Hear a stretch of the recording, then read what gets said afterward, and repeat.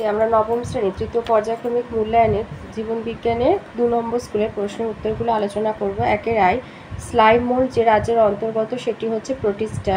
2, প্রদত্ত কোনটি মোলাস্কা চর্বণে সাহায্য করে? র্যাডুলা। 3, কোন জীবগুলির প্রদত্ত জীবগুলির মধ্যে থেকে ছত্রাক রাজ্যভুক্ত জীব সংখ্যা ইস্ট, মাশরুম, পেনিসিলিয়াম, মিউকর, তাই 4টি। 4, কোষের দ্বিপর্দা বিশিষ্ট ডিএনএ যুক্ত অঙ্গাণু দুটি মাইটোকন্ড্রিয়া, ক্লোরোপ্লাস্টিড। 5, ইন্টারক্যালেটেড ডিস্ক কোথায় অবস্থিত? হৃৎপেশিতে। 6, প্রাথমিক কোষের জেনেটিক বস্তু ডিএনএ। 7, স্যালিভারি অ্যামাইলেজের অপর নাম হলো টায়ালিন। 8, মানবদেহের সবথেকে বড় রক্তবাহ মহাধমনী।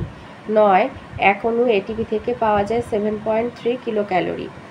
10, ভাইরাস ঘটিত রোগ হবে হেপাটাইটিস। 11, সব অ্যান্টিবডি হলো আলফা গ্লোবিউলিন। 12, রসভিত্তিক অনাক্রমতার জন্য দায়ী হচ্ছে হেলপার টি কোষ। 13, একটি মাইনাস মাইনাস আন্তঃক্রিয়া হবে প্রতিযোগিতা। 14, প্রদত্ত কোনটি পপুলেশনের বৃদ্ধিকে নিয়ন্ত্রণ করে না? কমিউনিটি। 15, বিজ্ঞানের যে শাখায় জীবের বসবাস রীতি সম্পর্কিত আলোচনা করা হয় তাকে বলে ইকোলজি। বিভাগ খতে আসি। 2 এর আইতে চিরুনিপাত টিনোফেরা পর্বে দেখতে পাওয়া যায়। 2, শ্রেণীবিন্যাসের ক্ষুদ্রতম আর কার্যকরী একক হলো প্রজাতি। 3, পার্শ্বস্থ ভাজক কলার উদাহরণ ক্যাম্বিয়াম। 4, অর্নিথন চক্রের মাধ্যমে ইউরিয়া তৈরি হয়। 5, এলিসা হলো ডেঙ্গু রোগ শনাক্তকারী পরীক্ষা পদ্ধতি।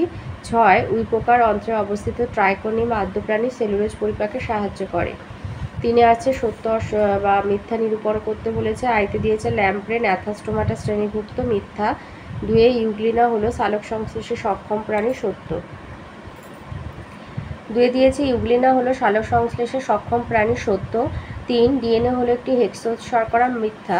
4, ব্রুনারের গ্রন্থির অবস্থান পাকস্থলীতে, সত্য। 5, ইঁদুরকে বাহক বা ভেক্টর বলা হয়, সত্য। 6, ফণিমনসা উদ্ভিদে ক্ল্যাডোট দেখা যায়, মিথ্যা। 4 আছে স্তম্ভ মেলানো। আইতে সিউডোসিলম হবে ডি, নিমাটোডা। 2 আছে লোহিত রক্তকণিকার অবস্থান হবে এফ, প্লিহা। 3, প্লিওমরফিক কোষ অঙ্গাণু হবে ই, গলগি বডি। 4 আছে উইটসাং নালী, অগ্নাশয়। 5, মূত্রত্যাগ হবে স্ফিংটার পেশি। আর 6, ক্যাকটাস হবে জি, জাঙ্গল উদ্ভিদ। 5 দাগে আসি। 5 দাগের আইতে দিয়েছে গ্যাস্ট্রোভাস্কুলার ক্যাভিটি কাদের দেহে দেখা যায়? নিডারিয়া পর্বের প্রাণীদের দেহে দেখা যায়। 2 দিয়েছে একটি প্রোভিটামিনের উদাহরণ দাও। বিটা ক্যারোটিন ভিটামিন এর সংশ্লেষে লাগে। ভিটামিন এর প্রোভিটামিন হচ্ছে বিটা ক্যারোটিন। 4 দিয়েছে কোন রোগ প্রতিরোধ করতে টক্সার থেকে প্রস্তুত টিকা প্রদান করা হয়? Diphtheria, tetanus. 5 দিয়েছে উদ্ভিদের একটি সরল স্থায়ী কলার কোষান্তর রন্ধ্র থাকে না। কোষপ্রাচীরে লিগনিন জমা হওয়ার কারণে স্থূল এবং দৃঢ় প্রোটোপ্লাজমবিহীন কোষপ্রাচীর কূপযুক্ত এই উদ্ভিদ কলাটির নাম হলো স্ক্লেরেনকাইমা। 6 দিয়েছে বিশদ দৃষ্টি নির্বাচন করতে ডাইস্যাকারাইড, পলিপেপটাইড, পলিস্যাকারাইড, অলিগোস্যাকারাইড, এগুলো সব এক, পলিপেপটাইড আলাদা। 7 দিয়েছে সম্পর্ক তোমার সমানুপাতটা আর কি করতে শব্দজোড়া সম্পর্ক দেখে দ্বিতীয়টা বসাতে। চিংড়ি হচ্ছে ফুলকার সাহায্যে যদি শ্বাস প্রশ্বাস নেয়, হাইড্রা হচ্ছে এপিডার্মিস। 8 দিয়েছে কোনটা 4টি বিষয়ের মধ্যে 3টি একটি বিষয়ের অন্তর্গত? 10% নিয়ম মানে লিন্ডেম্যানের 10% নিয়ম, খাদ্য শৃঙ্খল, খাদ্য জাল, এগুলো সব বাস্তুতন্ত্রের অন্তর্গত। 6 বিভাগ গতে আসি। 6 আয়ত, এগুলোর প্রত্যেকটার মান বিভাগ গড় প্রতিটা প্রশ্নের মান হচ্ছে 2 নম্বর করে। 6 আয়তে দিয়েছে ফাইলিড এবং কলিড কাকে বলে? ফাইলিড আর কলিড। কলিড হচ্ছে মস বর্গ বা ব্রায়োফাইটার কাণ্ড উন্নত উদ্ভিদের মতো নয়, এর কাণ্ড সদৃশ অঙ্গকে কলিড বলে। আর মস বর্গ বা ব্রায়োফাইটার পাতা উন্নত উদ্ভিদের মতো নয়, এর পাতা সদৃশ অঙ্গকে ফাইলিড বলে। 2 দিয়েছে নিডোব্লাস্ট আর কোলোব্লাস্ট কোষ কাদের দেহে দেখা যায়, এদের কাজ কি? নিডেরিয়া পর্বের প্রাণীদের দেহে নিডোব্লাস্ট নামক দেহে উপস্থিত কোষিকায় নিডোব্লাস্ট নামক দংশক কোষ থাকে, যাতে নিমাটোসিস্ট নামক চাবুকের মতো এক প্রকার উপাঙ্গ থাকে যা আত্মরক্ষার খাদ্য গ্রহণে সাহায্য করে। তাহলে নিডোব্লাস্ট দেখা যায় নিডেরিয়া পর্বের প্রাণীদের দেহের কাজ হচ্ছে আত্মরক্ষা, খাদ্য গ্রহণে সাহায্য করা, এগুলো দেখা যায় হাইড্রা জেলিফিশের মধ্যে। আর টিনোফোরাদের দেখা যায় এই যে কোলোব্লাস্ট, এটাও হচ্ছে শিকার ধরতে সাহায্য করে। নিডোব্লাস্টের পরিবর্তে টিনোফোরা পর্বের প্রাণীদের কোলোব্লাস্ট থাকে। কোলোব্লাস্টের কাজ হচ্ছে শিকার ধরতে সাহায্য করা। বেরো হর্বিভোরাদের দেহেতে দেখা যায়। 3 দিয়েছে ট্যাক্সোনমির গুরুত্ব লেখো। ট্যাক্সোনমির গুরুত্ব কি? 1 হচ্ছে ট্যাক্সোনমির মাধ্যমে অসংখ্য জীবকে খুব সহজেই শনাক্ত করা যায়। 2 হচ্ছে এর সাহায্যে জীবের বিবর্তন সম্পর্কে জ্ঞান লাভ করা যায়। 3 হচ্ছে জীবজগতে বসবাসকারী জীবসমূহের মধ্যে অসংখ্য বৈচিত্র্য লক্ষ্য করা যায়। ট্যাক্সোনমির সাহায্যে বৈচিত্র্যপূর্ণ জীবগোষ্ঠীর অন্তর্গত জীবদের মধ্যে পারস্পরিক সম্পর্ক নির্ণয় করা যায়। 4 দিয়েছে কার্টহুইল মডেল বলতে কি বোঝো? সেন্ট্রিওলে প্রস্থচ্ছেদ করলে দেখা যাবে সেন্ট্রিওলের প্রাচীরটি 9টি ত্রয়ী অনুনালিকা দ্বারা গঠিত। প্রতিটি অনুনালিকা আবার সমান দূরত্বে অবস্থিত 3টি উপনালিকা দ্বারা গঠিত। অনুনালিকাগুলি কেন্দ্রীয় দণ্ডের সাথে স্পোকের ন্যায় যুক্ত থাকে। অনুনালিকাগুলি পরস্পরের সাথে লিঙ্কার দ্বারা যুক্ত। বিজ্ঞানী থ্রেডগোল্ড এই মডেলটি আবিষ্কার করেন, একেই বলে কার্টহুইল মডেল। 5 দিয়েছে পার্থক্য লিখতে বলেছে সম্পৃক্ত আর অসম্পৃক্ত ফ্যাটি অ্যাসিড। সম্পৃক্ত আর অসম্পৃক্ত ফ্যাটি অ্যাসিড। সম্পৃক্ত ফ্যাটি অ্যাসিডের শৃঙ্খলে কোনো দ্বিবন্ধনী থাকে না। অসম্পৃক্ত ফ্যাটি অ্যাসিডের শৃঙ্খলে এক বা একাধিক দ্বিবন্ধনী থাকে। সম্পৃক্ত ফ্যাটি অ্যাসিডের সমস্ত কার্বন পরমাণুগুলি সম্পূর্ণরূপে সম্পৃক্ত থাকে, আর অসম্পৃক্ত ফ্যাটি অ্যাসিডে দ্বিবন্ধনী স্থানে আবদ্ধ কার্বন পরমাণু অসম্পৃক্ত অবস্থায় থাকে। সম্পৃক্ত ফ্যাটি অ্যাসিড সাধারণ তাপমাত্রায় কঠিন। অসম্পৃক্ত ফ্যাটি অ্যাসিড সাধারণ তাপমাত্রায় তরল। সম্পৃক্ত ফ্যাটি অ্যাসিড মানবদেহে হচ্ছে রক্তে কোলেস্টেরলের পরিমাণ বাড়ায়, আর অসম্পৃক্ত ফ্যাটি অ্যাসিড রক্তে কোলেস্টেরলের পরিমাণ কমায়। সম্পৃক্ত ফ্যাটি অ্যাসিডের উদাহরণ অ্যাসিটিক অ্যাসিড, আর অসম্পৃক্ত ফ্যাটি অ্যাসিডের উদাহরণ হচ্ছে লিনোলেইক অ্যাসিড। 5 দিয়েছে F1 এর দানার অবস্থান। এটা মাইটোকন্ড্রিয়া গ্রানারেতে থাকে, আর এর কাজ এগুলোকে অক্সিজোম বলা হয়ে থাকে। এই যে ক্রিস্টি হচ্ছে মাইটোকন্ড্রিয়া অন্তর্পদ্মা, ভেতরের দিকে ভাঁজ হয়ে ক্রিস্টি হয়, আর ক্রিস্টির গায়ে টেনিস র্যাকেটের মতো যে গঠন উপস্থিত থাকে তাকে এই F0F1 বস্তু বা অক্সিজোম বলা হয়ে থাকে। এর কাজ হচ্ছে অক্সিজোমে অবস্থিত এটিপিস উৎসেচকের সাহায্যে কোষে এটিপি উৎপাদন ঘটে, তার মানে এটি এটিপি উৎপাদনে সহায়তা করে। 7 দিয়েছে হ্যাভারসিয়ান নালী কোথায় অবস্থিত, আর অস্থিসন্ধিতে প্রাপ্ত তরলের নাম কি? অস্থিসন্ধিতে প্রাপ্ত তরলের নাম হচ্ছে সাইনোভিয়াল তরল। আচ্ছা, হ্যাভারসিয়ান নালী কোথায় অবস্থিত? হ্যাভারসিয়ান নালীটা হচ্ছে কর্টিক্যাল অস্থিতে অবস্থিত। আচ্ছা, হ্যাভারসিয়ান নালী হচ্ছে অস্থিতে অবস্থিত আণুবীক্ষণিক নালিকার সমাহার, মানে অসংখ্য ছোট ছোট নালীর আর কি সমন্বয়, যা একযোগে হ্যাভারসিয়ান তন্ত্র গঠন করে। এর মধ্যে দিয়ে স্নায়ু রক্তবাহ প্রবাহিত হয়, যা অস্থিকোষের পুষ্টির জন্য আর বৃদ্ধির জন্য প্রয়োজনীয়। আর মূলত এগুলো কর্টিক্যাল অস্থি বা কম্প্যাক্ট অস্থিতে দেখা যায়।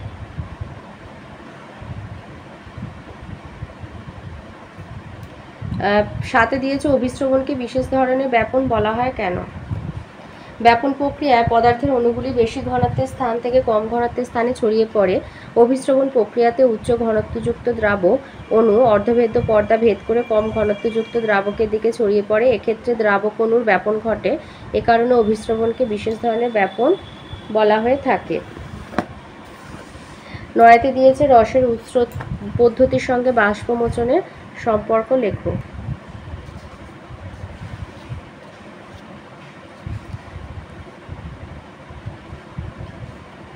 বলেছে রসের উৎস পদ্ধতির সঙ্গে বাষ্পমোচনের সম্পর্ক। বাষ্পমোচনের সময় পাতার জাইলেম থেকে জলের অণু মেসোফিল কোষে প্রবেশ করলে জলের অণুগুলির সমসংযোগ বলের জন্য জাইলেম বাহিকা মধ্যস্থ জলস্তম্ভে যে ঊর্ধ্বমুখী টানের সৃষ্টি হয় তাকেই বলা হয় বাষ্পমোচন টান। 10 নম্বর প্রশ্ন বলেছে পিত্তরসে কোনো উৎসেচক না থাকলে একে পাচক রস বলা হয় কেন? এইটা লিখবে। পিত্তরসে উপস্থিত পিত্তলবণ ফ্যাটের বৃহৎ দানাকে ছোট ছোট অবদ্রবে পরিণত করে, ফলে ফ্যাটের ওপরে লাইপেজ উৎসেচক দ্রুত ক্রিয়া করে এবং ফ্যাটি অ্যাসিড ও গ্লিসারল উৎপাদন ত্বরান্বিত হয়। এই কারণে পিত্তকে পাচক রস বলা হয়। 11 দিয়েছে পার্থক্য লেখো ম্যালপিজিয়ান কর্পাসাল আর ম্যালপিজিয়ান নালিকা। লিখবে যে প্রাণীদেহের রেচন অঙ্গ বৃক্কের গঠনগত একক নেফ্রনের অংশ, আর ম্যালপিজিয়ান ওটা কণিকাটা, আর ম্যালপিজিয়ান নালিকা হচ্ছে পতঙ্গ শ্রেণীর অন্তর্ভুক্ত বিশেষ করে আরশোলার প্রাণীদের রেচন অঙ্গ। ম্যালপিজিয়ান কণিকা। 2 হচ্ছে বৃক্কে কর্টেক্স ম্যালপিজিয়ান কণিকা অবস্থিত। আর মধ্য আর পশ্চাৎ পৌষ্টিক নালীর সংযোগস্থলে ম্যালপিজিয়ান নালিকা অবস্থিত। 3 হচ্ছে গ্লোমেরুলাসের অভ্যন্তরে সৃষ্ট দূষিত রেচন পদার্থকে পরিশ্রুত করে ম্যালপিজিয়ান কণিকা। আর ম্যালপিজিয়ান নালিকা দেহগহ্বর বা হিমোসিল থেকে রেচন পদার্থ শোষণ করে পৌষ্টিক নালীতে প্রেরণ করে। 12তে দিয়েছে ফেব্রাইল পারক্সিজম কাকে বলে। ফেব্রাইল পারক্সিজম ম্যালেরিয়ার তাৎক্ষণিক রোগ লক্ষণগুলিকে একত্রে ফেব্রাইল পারক্সিজম বলা হয়ে থাকে। 13তে দিয়েছে ওয়াশ পরিকল্পনা গুরুত্বপূর্ণ কেন। ওয়াশ পরিকল্পনার দুটি উদ্দেশ্য। এক হচ্ছে সাধারণত বায়ু জলবাহিত রোগ জীবাণুগুলি আমাদের হাত, মুখ, নাক প্রভৃতি অঙ্গের দ্বারা বা জামা কাপড়ের মাধ্যমে দেহে প্রবেশ করে। ধৌতকরণের মাধ্যমে বিভিন্ন প্রকার সংক্রামক রোগের প্রকোপ হ্রাস করা। 2 হচ্ছে বাড়ির চারপাশ, শৌচাগার, রান্নাঘর ও অন্যান্য ব্যবহারযোগ্য স্থানকে ময়লা আবর্জনা মুক্ত করে রোগ সংক্রমণের হারকে কমানো এবং শিশুদের স্বাস্থ্য সচেতনতা বৃদ্ধি করা।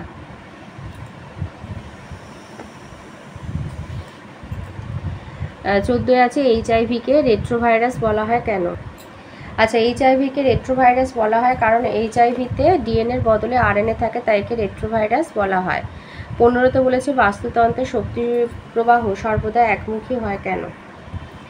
শক্তি প্রবাহ একমুখী কেন। শক্তির প্রবাহ সর্বদা একমুখী কারণ উৎপাদক দ্বারা আবদ্ধ শক্তি কখনো সৌরজগতে ফিরে যেতে পারে না। আবার খাদকের দেহে সঞ্চিত শক্তি কোনোভাবেই বিপরীতক্রমে খাদক থেকে উৎপাদকের দেহে ফিরে যেতে পারে না। বাস্তুতন্ত্রে জীবগোষ্ঠীর মধ্যে খাদ্য-খাদক সম্পর্ক বর্তমান। এই সম্পর্কযুক্ত জীবের একে অপরের প্রতি নির্ভরশীল। যেহেতু এই খাদ্য-খাদক সম্পর্ক উভমুখী নয়, তাই উৎপাদক থেকে খাদ্যশক্তি প্রথম, দ্বিতীয় এবং তৃতীয় শ্রেণীর খাদকের দেহে স্থানান্তরিত হয়।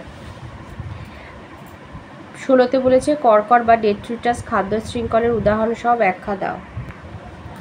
ডেট্রিটাস বা কর্কর খাদ্য শৃঙ্খল যে খাদ্য শৃঙ্খল সবুজ উদ্ভিদের পরিবর্তে পচনশীল জৈব বস্তু বা ডেট্রিটাস দ্বারা শুরু হয় আর মাংসাশী প্রাণীতে শেষ হয়, তাদের ডেট্রিটাস বা কর্কর খাদ্য শৃঙ্খল বলে। এক্ষেত্রে অনুখাদক বা বিয়োজকেরা মৃত জীবদেহ প্রধানত ঝরে পড়া পাতাকে বিয়োজিত করে আর বিয়োজিত অংশের কিছু পরিমাণ তারা খাদ্য হিসাবে গ্রহণ করে। বিয়োজিত জৈব পদার্থ ক্ষুদ্র ক্ষুদ্র প্রাণীরা খাদ্য হিসাবে গ্রহণ করে। এই সকল প্রাণীদের ডেট্রিভোর বা কর্কর ভক্ষক বলা হয়ে থাকে। কর্কর ভক্ষকরা অতঃপর বিভিন্ন প্রাণীর দ্বারা ভক্ষিত হয়, যেমন পচনশীল ম্যানগ্রোভের পাতা ডেট্রিটাস, কোপেপড ডেট্রিভোর, ছোট মাছ মিনাও, ছোট মাংসাশী গেম ফিশ, বৃহৎ মাংসাশী মৎস্যভোগ পাখি।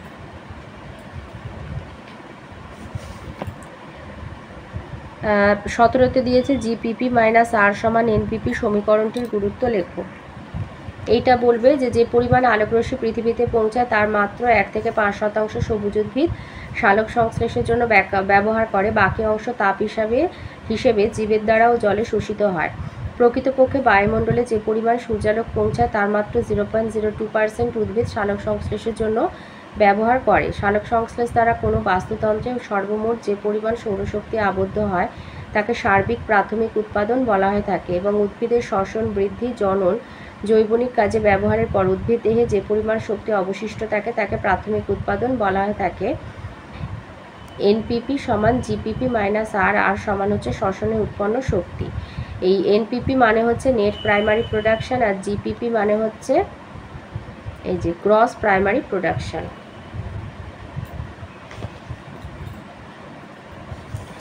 আচ্ছা, এখানে সংবহনের হৃৎপিণ্ডের সংবহনের পথ দেখাও। এগুলো তোমরা দ্বিতীয় প্রান্তিকে করেছো। এর অথবাতে আছে সুষম খাদ্য কাকে বলে আর মানবদেহের 3টি বিপাকীয় সমস্যার কারণ ও লক্ষণ বর্ণনা করো। সুষম খাদ্য কাকে বলে?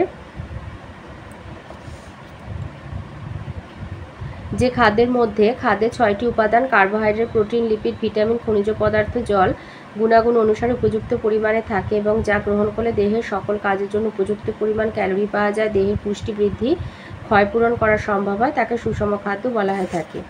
আর বিপাকীয় সমস্যাজনিত এই যে বিপাকীয় সমস্যাসমূহ তার কারণ যেমন হচ্ছে উদরের স্থূলতা। পুরুষের ক্ষেত্রে কোমরের পরিধি 40 ইঞ্চি অথবা তার বেশি আর স্ত্রীদের ক্ষেত্রে 35 ইঞ্চি বা তার বেশি হলে উদরের স্থূলতা হয়। আর অ্যাথেরোস্ক্লেরোসিস রক্তবাহের অন্তঃপ্রাচীরে ফ্যাট সঞ্চয়ের ফলে রক্তবাহের গহ্বরে ব্যাস হ্রাস পায়, অন্তঃপ্রাচীর অমসৃণ হয়। লিভার সিরোসিস, অত্যধিক মদ্যপানের কারণে যকৃতে ক্ষত, যকৃৎ নালীর কিছু অংশের অবলুপ্তি এবং যকৃতের কাঠিন্য দেখা যায়। এছাড়া উচ্চ রক্তচাপ আছে, ইউরেমিয়া আছে, 3টে বলেছে, আর্থ্রাইটিস আছে, গয়টার, ডায়াবেটিস মেলিটাস, এগুলো রয়েছে।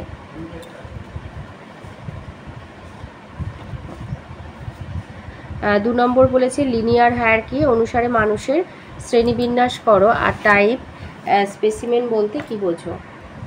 এই ছকটা লিখবে। মানুষের রাজ্য অ্যানিমেলিয়া, বিভাগ হচ্ছে কর্ডাটা, শ্রেণী ম্যামালিয়া, বর্গ প্রাইমেট, গোত্র হোমিনিডি, গণ হোমো আর প্রজাতি স্যাপিয়েন্স। টাইপ স্পেসিমেন কাকে বলে? জীবের নামকরণের পর জীবের নমুনা অংশটি পরিচিত সংস্থায় সংরক্ষিত রাখতে হয়। সংরক্ষিত জীবের নমুনা অংশটিকে টাইপ স্পেসিমেন বলা হয়। অথবাতে আছে প্রদত্ত বৈশিষ্ট্যগুলি কোন পর্ব বা কোন গোষ্ঠীর জীবদেহে দেখতে পাওয়া যায়। প্রথমে আছে পলিপ আর মেডুসা।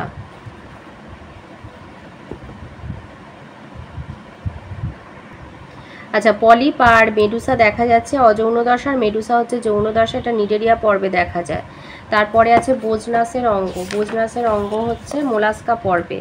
এই যে মেটানেফ্রিডিয়া বা বোজনাসের অঙ্গ হচ্ছে মোলাস্কা পর্বে প্রাণীদের মধ্যে দেখা যায়। অসিকল হচ্ছে এই যে অসিকিউলাম, অসিকিউলাম মানে ওই অসিকেল হচ্ছে পরিফেরা পর্বের প্রাণীদের মধ্যে দেখা যায়। তাহলে পলিপ আর মেডুসা হচ্ছে নিডেরিয়া, অসিকেল হচ্ছে পরিফেরা, বোজনাসের অঙ্গ হচ্ছে মোলাস্কা, আর আছে সিটা।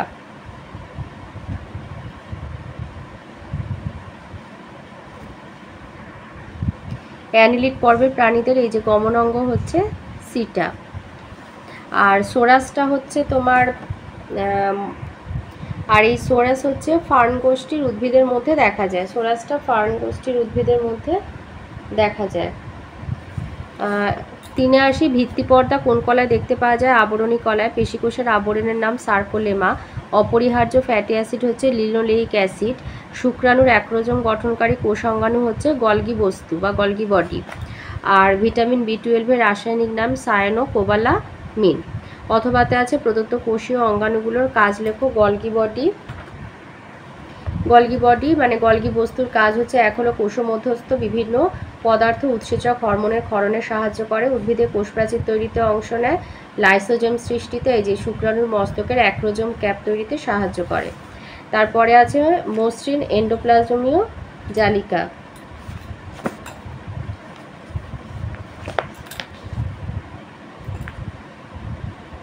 এই যে SER কোষের মধ্যে ঔষধি আর অধিবীজ জাতীয় বস্তু নির্বিষ্করণে সাহায্য করে।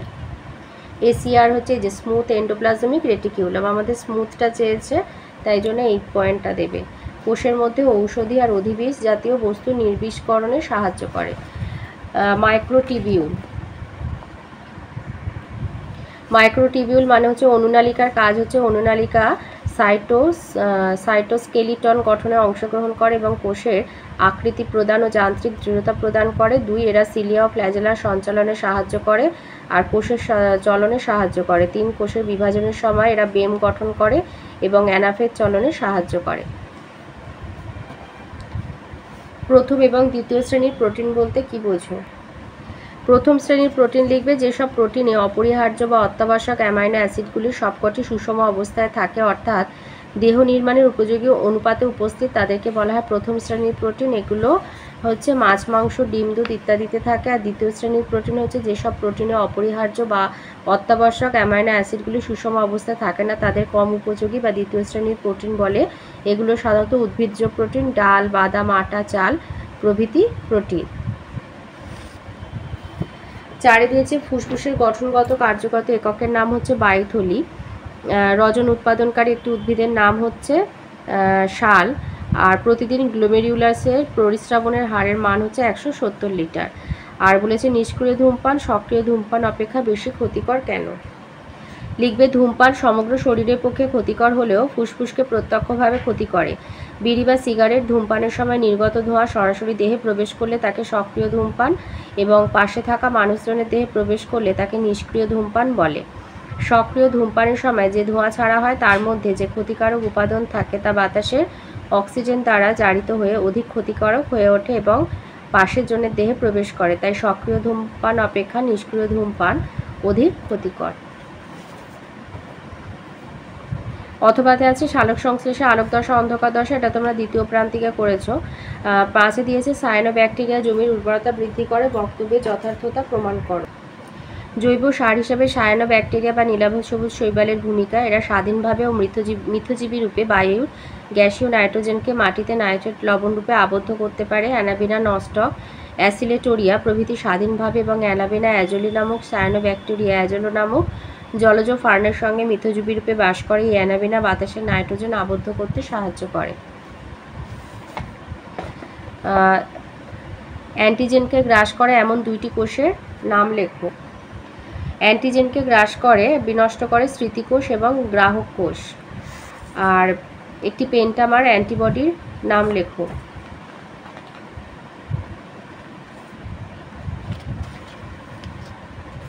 ইমিউনোগ্লোবিন এম হচ্ছে সর্বাপেক্ষা বড় অ্যান্টিবডি পেন্টামার হিসাবে থাকে। তাহলে একটা পেন্টামার অ্যান্টিবডি হচ্ছে IgM। অথবাতে দিয়েছে রক্তের মাধ্যমে সংক্রামিত 2টি রোগ হচ্ছে এইডস আর হেপাটাইটিস বি। এর সাথে আছে পেস্ট কি।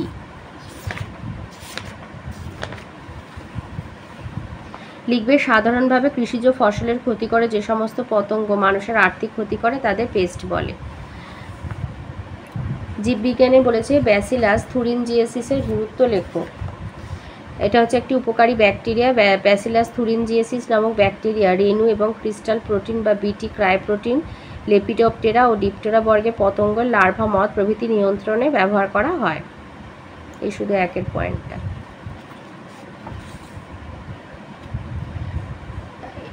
6তে রয়েছে আলোক পর্যায়বৃত্তি কাকে বলে। আলোক পর্যায়বৃত্তি কাকে বলে? আপেক্ষিক দিবাদৈর্ঘ্যের উপর নির্ভর করে উদ্ভিদে শারীরবৃত্তি ও পরিবর্তনের মাধ্যমে ফুল ফোটানোর ঘটনাকে আলোক পর্যায়বৃত্তি বলে। আর বলেছে কোন ক্ষেত্রে বিপরীত পিরামিড দেখা যায়? প্যারাসাইটিক খাদ্য শৃঙ্খলের ক্ষেত্রে বিপরীত পিরামিড দেখা যায়। ওর সাথে আছে সিলভিকালচার বলতে কি বোঝো?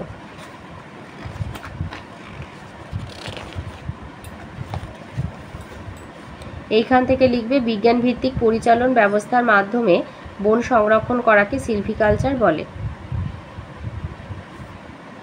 ইউনিসেফের পুরো নাম কি? ইউনিসেফের পুরো নাম United Nations Children's Emergency Fund. অথবাতে দিয়েছে খাদ্যজাল আর খাদ্য শৃঙ্খলের মধ্যে সম্পর্ক লেখা, যে কোনো 3 ধরনের জীবজ আন্তঃক্রিয়া উদাহরণ সহ বর্ণনা করো।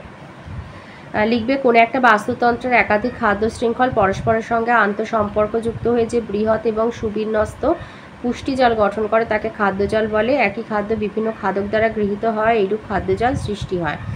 যেমন হচ্ছে কোনো একটা তৃণভূমির গ্রেজিং খাদ্য শৃঙ্খলে ঘাস ও দানাশস্য, ইঁদুর, খরগোশ, ঘাসফড়িং ইত্যাদি দ্বারা ভক্ষিত হয়। ইঁদুর সরাসরি সাপ বা বাজ পাখির দ্বারা ভক্ষিত হয়। আবার পাখি ও ব্যাঙ ঘাসফড়িংকে ভক্ষণ করে। ব্যাঙ ও পাখি সাপ দ্বারা ভক্ষিত হয়, সাপ আবার বাজ পাখি দ্বারা। তো এইভাবে বাস্তুতন্ত্রের দানাশস্য আর ঘাসকে কেন্দ্র করে 5টি খাদ্য শৃঙ্খল গঠিত হয়েছে। আর এইগুলো 5টা। ওর সাথে আছে যেটা জীবজ আন্তঃক্রিয়া উদাহরণ সহ বর্ণনা করো। এই যে বলেছে পুষ্টি, আত্মরক্ষা প্রভৃতি ক্ষেত্রে 2টি ভিন্ন ভিন্ন প্রজাতি জীবের মধ্যে পারস্পরিক বোঝাপড়ার মাধ্যমে যে আন্তঃক্রিয়া দেখা যায় তাকে সহযোগিতা বলে। তো এটা একটা আন্তঃক্রিয়া, সহযোগিতা। এখানে এই যে দিয়েছে কমিউনিটি মধ্যস্থ পপুলেশনের মধ্যে বিভিন্ন প্রকার আন্তঃক্রিয়া দেখা যায়: প্রতিযোগিতা, শিকারজীবিতা, পরজীবিতা, সহযোগিতা। কমিউনিটির আন্তঃক্রিয়া প্রধানত 2 প্রকার: ধনাত্মক আন্তঃক্রিয়া কমিউনালিজম, কমেনসালিজম বা সহভোক্তা, সিম্বায়োসিস, মিউচুয়ালিজম, প্রোটো কোঅপারেশন। আর ঋণাত্মক আন্তঃক্রিয়া হচ্ছে শিকারজীবিতা, পরজীবিতা। তো এখানে আছে প্রতিযোগিতা আছে, প্রতিযোগিতাটা বলতে পারো, বা তোমার হচ্ছে শিকারজীবিতা এটা বলতে পারো, বা পরজীবিতা বলতে পারো। তো এই ছিল আজকের আমাদের 9ম শ্রেণীর 3য় পর্যায়ক্রমিক মূল্যায়নের বিজ্ঞানের 2 নম্বর স্কুলের প্রশ্ন উত্তরগুলো।